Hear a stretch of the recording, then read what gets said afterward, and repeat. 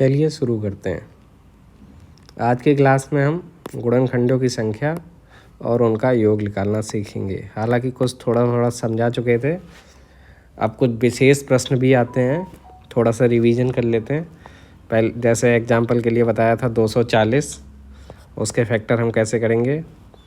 8 3 24 और 10 तब आता है जब 0 तब आता है जब 10 का मल्टीपल होता है, यानी गुणा 10, यानी 2 की पावर 3 और 3 तो 3 है ही अभाज्य। ये अभी 2 गुणा 5 में और टूटेगा। इसका मतलब इसके फैक्टर हुए 2 की पावर 3, एक और है तो इसका मतलब 2 की पावर 4 गुणा 3 गुणा 5, ये इसके फैक्टर हुए। अब अगर गुणनखंडों की संख्या बोले, गुणनखंडों की संख्या कितनी होगी की संख्या, तो संख्या बताने के लिए हम लोग क्या करते थे, जो ये अभाज्य फैक्टर थे इनकी जो पावर थी उसमें एक जोड़ देते थे हर पावर में और उनकी गुणा कर देते थे। सॉरी, ये 5 नहीं 2 होगा, ये 3 होगा। सॉरी 3 नहीं, यहाँ से एक जोड़ा, यहाँ से एक जोड़ा, 2 2 होगा। 5 दूनी 10 दूनी 20, यानी गुणनखंडों की संख्या कितना हो गया 20। यहाँ तक कोई दिक्कत किसी बच्चे को नहीं आई होगी। अब कुछ विशेष सवाल करते हैं। जैसे अगर पूछा जाए 240 के बे गुणनखंडों की संख्या बताओ जो 6 से विभाज्य हैं। इसमें एक कंडीशन दे दी 6 से विभाज्य। अब जो हमारे पास 240 के फैक्टर आए थे, जो हमने अभाज्य गुणनखंड करे थे, वो थे 2 की पावर 4 गुणा 3 गुणा 5। ये देखो, ये थे ना वही वाले। उसको हमने लिख लिया, इसे दोबारा करते उससे बेटर है, हमने लिख लिया। अब उसमें पूछा 6 से विभाज्य, तो या तो ये फैक्टर निकाल के 6 से भाग कर दो, या अगर तुम्हारे पास है, या सीधे 240 को 6 से भाग कर दो। अगर हम 240 को 6 से भाग करेंगे तो कितना आएगा, 6 चौ 24, तो आ गया 40। हम सीधे 40 के फैक्टर निकालते हैं। 40 के फैक्टर कैसे होंगे, 4 गुणा 10, इसको लिखेंगे 2 की पावर 2, और ये आ गया 2 गुणा 5, ये हो गया 2 की पावर 3 गुणा 5 की पावर 1, ये आ गए 40 के फैक्टर। कोई दिक्कत। अब 40 के फैक्टर जो निकाले, इसमें हमने क्या पूछा, 240 के गुणनखंडों की संख्या जो 6 से विभाज्य, जो 6 से विभाज्य वाली संख्या क्या थी 40, उसके फैक्टर निकाले, उसकी संख्या कितनी आएगी, 3 में एक जोड़ा 4 और 2 में एक जोड़ा, 1 में एक जोड़ा 2, 4 दूनी 8। अतः वह कितने फैक्टर होंगे जो 6 से विभाज्य हैं, वो 8 होंगे। ये इसका आंसर हो गया। ठीक है। ऐसे ही एक विशेष सवाल और करते हैं।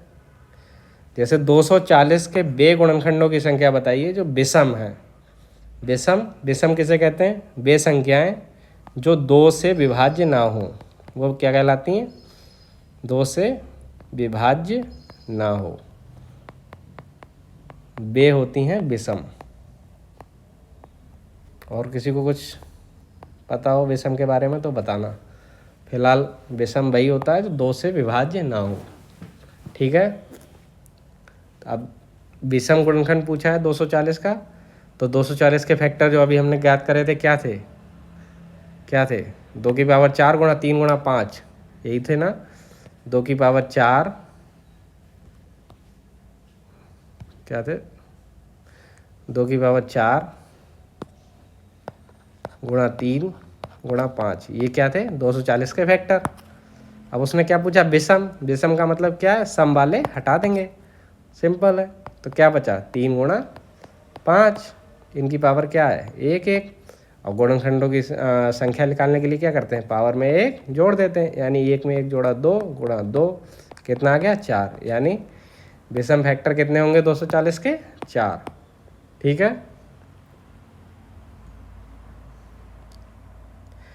एक अलग तरीके का विशेष सवाल आया है जिसमें 240 के वो फैक्टर की संख्या पूछी गई है जो पूर्ण वर्ग हों।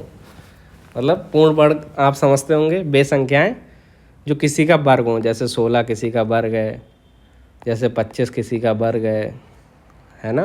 तो ये संख्याएं क्या कहलाती हैं, पूर्ण वर्ग। तो ऐसी कितनी संख्याएं प्राप्त होंगी जब हम इसके फैक्टर करेंगे जो पूर्ण वर्ग हों। तो उसके लिए क्या करते हैं, फिर से हम 240 के फैक्टर करते हैं। 240 के फैक्टर आए थे 2 की पावर 4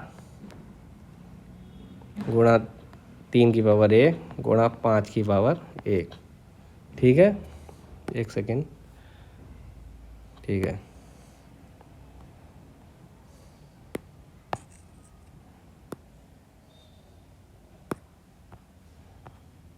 ठीक है, इसके फैक्टर कर लिए।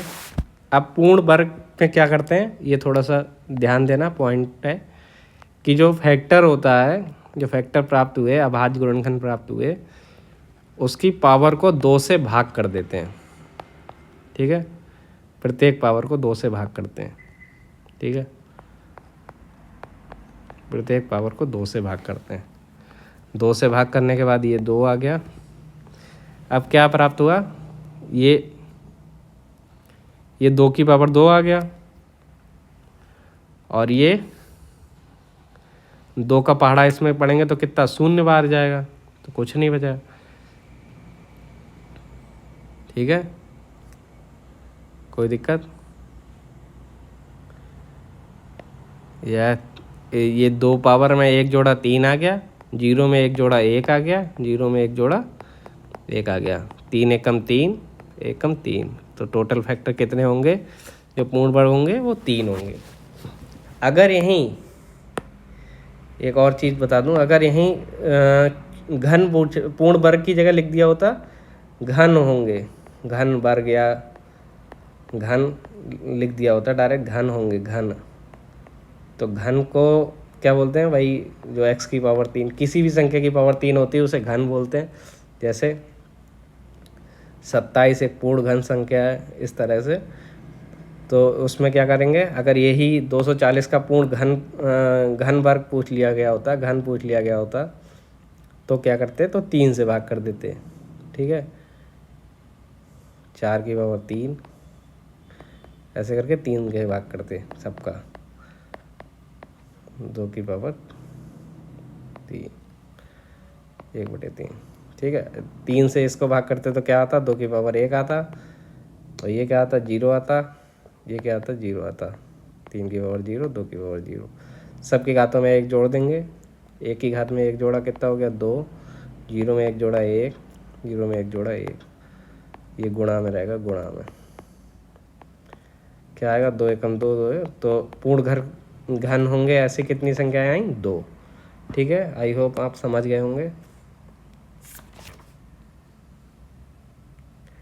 अब एक होमवर्क के लिए सवाल देता हूँ। 720 के गुणनखंड कीजिए। गुणनखंड बताइए, कितने गुणनखंड होंगे ये बताना है, और बताना है इसमें सम गुणनखंड कितने होंगे,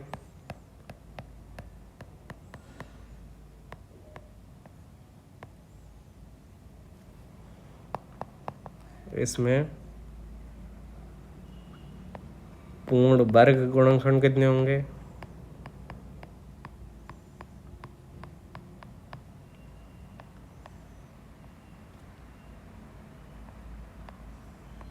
ठीक है।